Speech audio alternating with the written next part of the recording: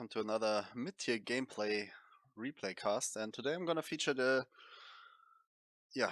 tier 6 American light cruiser, the Dallas. And I will show you how to play this ship, what are the characteristics, so the basic stuff you need to know about it. First of all, as you see, it's a pretty favorable matchmaking for me. It's tier 6 and tier 5s.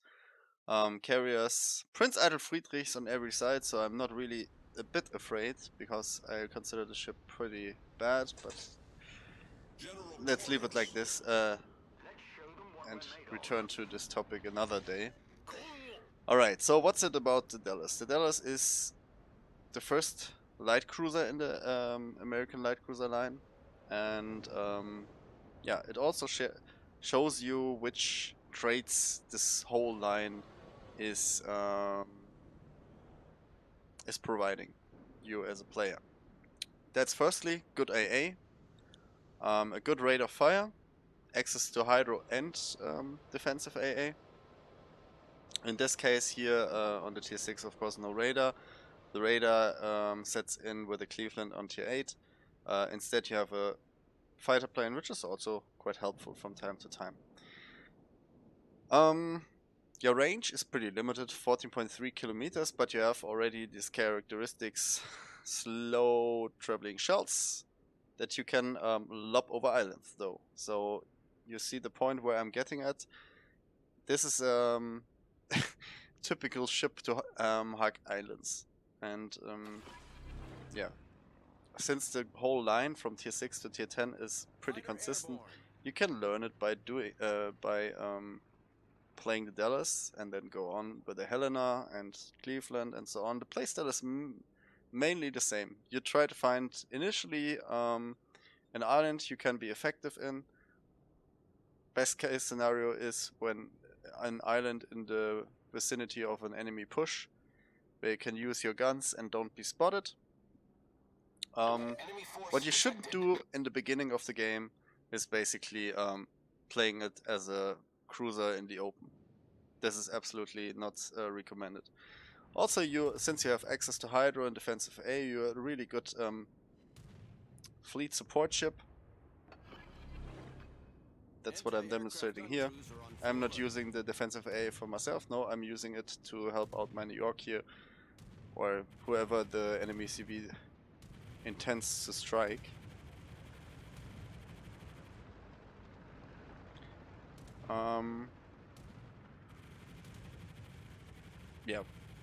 Furthermore, this ship has also access to hydro, a good concealment. If you see it, 10.1 for tier 6 is already good, so the good concealment is a value that is also consistent through the whole line, and makes it really valuable. At the moment I'm still looking for a good opportunity to sit behind an island or something like that, to use my gun power. You have 10 152mm guns. Okay, we lose already our first ship to a destroyer, but I can't sail here in these open areas. This is not recommended, at least not at the start, not with so many battleships in the game. You wanna play it careful. Basic cruiser gameplay though. Taking some pot shots on the Icarus, and now I got spotted. But everything is pretty far away. Yeah, the Icarus juked my shots 2 times by using his acceleration and deceleration. As I said, these shells are pretty slow traveling, and you have hard times hitting something above the 14.3 kilometer range. So I don't know if any ship in the line has access to spotter plane, but I won't recommend it. You won't hit much. Especially on the high tiers, you shouldn't use any range mod, because it doesn't make any sense on a booster or so, in my opinion. Alright, so I'm sailing here, cruising around, looking for opportunities. Since it's standard battle, of course, it's really slow pace. Down here there are a lot of ships already from my team, so I don't need to worry about this, I guess, normally at least. So I try to occupy this area here and help out my team here. Taking pot shots every now and then, and yeah, this is basically what it is. Maybe I should also not mention that I don't run IFHE on this captain. I couldn't be bothered to just for the snowflakes win to use an IFHE captain, so this is just standard 152mm penetration, which is not so incredibly good.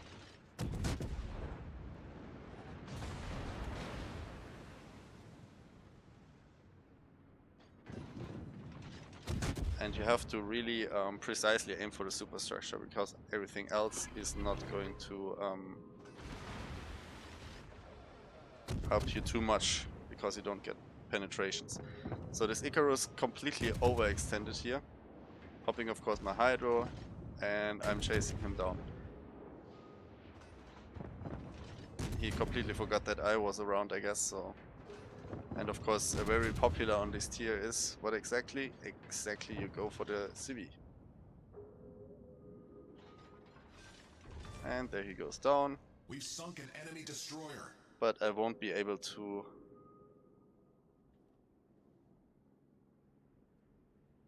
save my Suyo, at least not against the Shinonoma. I mean, I try, but yeah. As I said, this is practically what you're doing. I mean, I try to be concealed most of the time. Don't deal with the don't want to deal with the battleships in the open. That's the thing, as I said, the Dallas isn't good at. But if you can sneak on DDs or in smokes and so on and support your ships against enemy carriers, that's also really valuable. So let's see if I can make the Shinonoma rethink its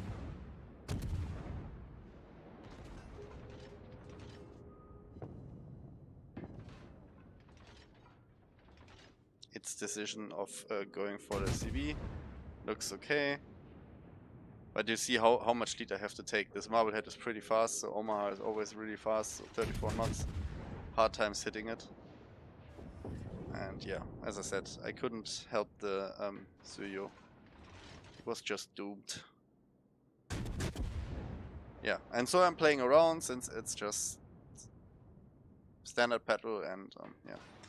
Especially these are the situations that I don't like when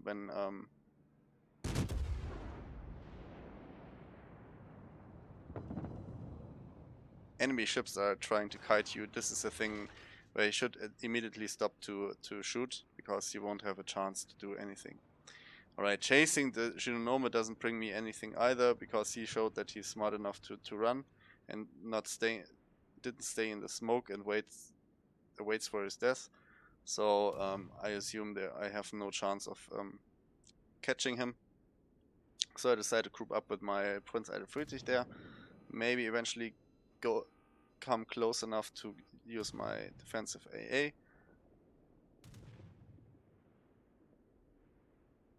I mean, the Prinz Friedrich has already a good AA, so in this case it's probably not as vulnerable as others. Yeah, and I'm not bothered too much to use my defensive AA here. He will easily survive this. Alright, so this game goes on, and yeah, I try to be effective. This is like what can happen to you as well from time to time, that you don't have the opportunity to do something, because especially that what you're used to do is not happening. Speaking of like sitting behind islands defending against an enemy battleship push or so. So I have to play around here a bit in the open, use my concealment. Now I try to surprise this Nicholas. Yeah, the Warspite shot me and hit my rudder, so I can't evade anymore. Nicholas is spotted. Of course, misplay by him, but you have to seize these opportunities. It's really important. I saw him, or I was expecting him to go like this path, And that ended his life pretty quickly. I don't even bother to use my hydroacoustic, because I should be fine. One thing of the Dallas is that it's very likely that you get overpanned a lot by battleships if you sail broadside. So you can use this, but don't use it too often, because otherwise that's going to hurt you very much. So don't play always around like torpedoes to stern, torpedoes to starboard. Like sailing broadside up. But my impression is that when you angle, you eat more damage to battleship AP. So yeah. Of course, your vulnerability to HE, that's the thing that all the cruisers are sharing. So cruisers versus cruisers, you will melt pretty quick against the same tier fast-firing cruiser, like for example Nuremberg or so. But you can do the same in return. Depends, of course, on the range. So I'm still spotted, but I want to protect my Prinz Eitel Friedrich here from the Shinonome, so I'm opening up fire on the König. As I said, not the thing I would recommend to play it in the open that much. On the other hand, the König was shooting HE, so I don't have to be worried too much about getting citadel. Torpedoes to starboard. Torpedoes to starboard. And of course I don't want to chase him, but yeah. Want to get some damage done. He damage count the first fire. So of course I'm staying on target then. I have 3 more kilometers to set additional fires. There we go, 1 more. And yeah. But I'm already not chasing him. I want to keep my distance towards battleships. Maneuverability wise, it's okay, definitely. Speed is okay. Turning radius is okay. So you're pretty small and agile ship with a good amount of firepower, which is basically what the US light cruiser line is about. Alright, so steadily but slowly making my way towards the enemy cap. Seems as if my team has everything under control in the southern part of the map. So torpedoes direct front. Yeah. Torpedoes I expected support. these torps, that's why I turned in. Fact that I'm Torpedoes to spotted port. tells me that the Shinonome is still around me. He plays it pretty annoying for me, and if the battleships would capitalize on it a bit more, they would have, I wouldn't say wrecked, but hurt me a bit more, that's for sure.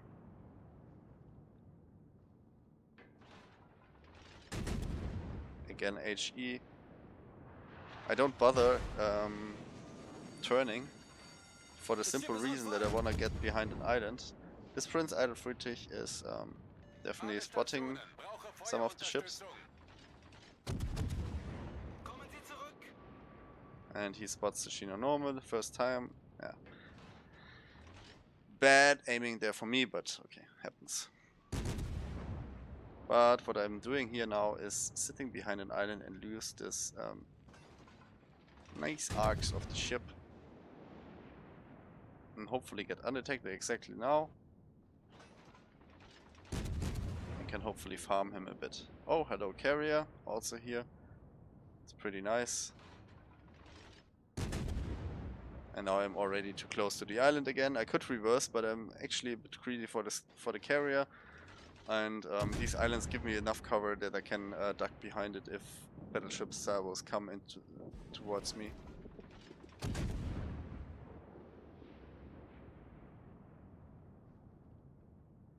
I also have the acceleration module, but didn't help me in this case.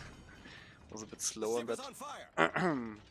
that department, so yeah. But I set an additional follow-up fire on the König, so I'm fine with that. And now I try to intercept the Zuyu. By the way, if it comes to AP is only viable on really short distances, like 5 to 7 kilometers, or in general below 10, but I would even say like below 8 is okay. because it's not as potent as, for example, the AP on the Pensacola or so. So, and you don't have like heavy AP or any better penetration angles. So you're mostly shooting HE in the ships. And I think that's a good balancing. Imagine the thing would have also like have great or disgusting HE. That would be a bit too much, I guess. AP, I'm sorry.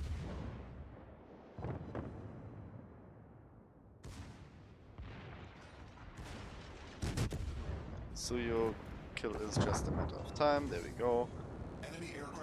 Yeah, I slowly made my way here up to the north. Of course, you have to stay a bit with your fleet independently, like a Japanese cruisers. You can't do much. I mean, Japanese. If I would play the Aoba, I would play it in the open around, and I wouldn't have any issues.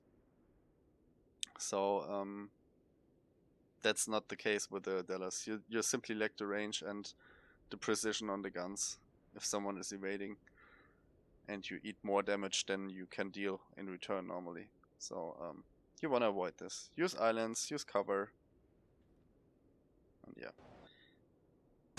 I expect torpedoes again into my way, so I angle myself in. I draw on, but he just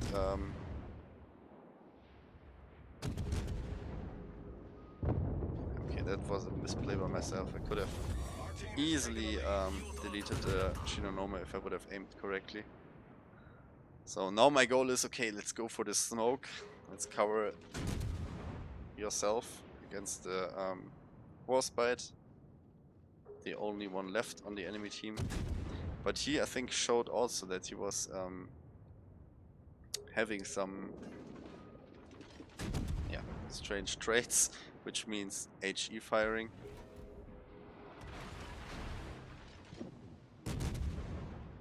Don't even bother too much of evading his shells. For some reason he doesn't use his damage con, so he has already a third fire. Now I try to get an additional fire on the stern, and his aiming skills are questionable as well.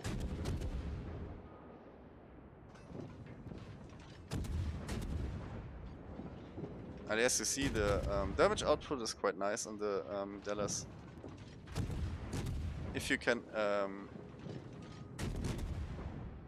bring all your guns to bear and don't have to be feared of being crossfired and so on and so on.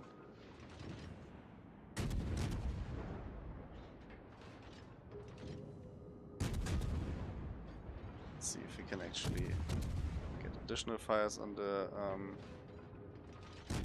Warspite.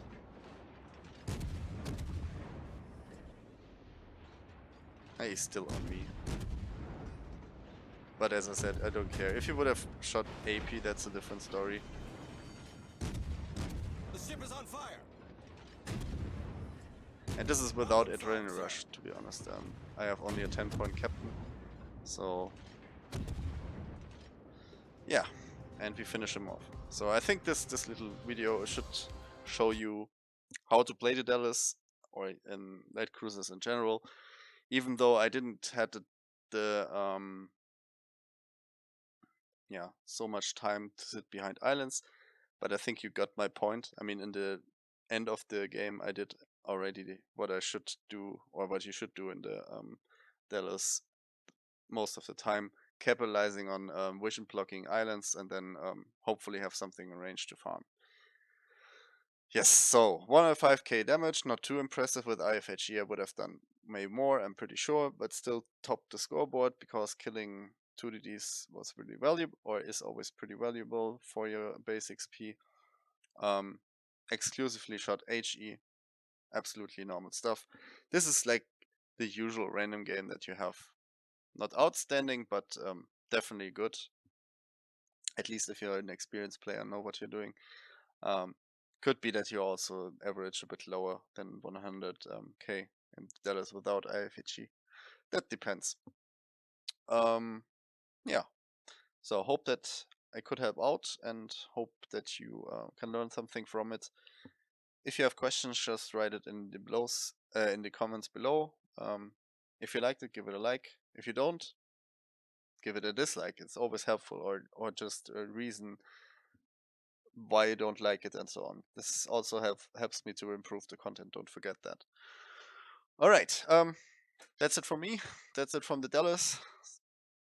Wish you a nice day and see you next time. Bye bye.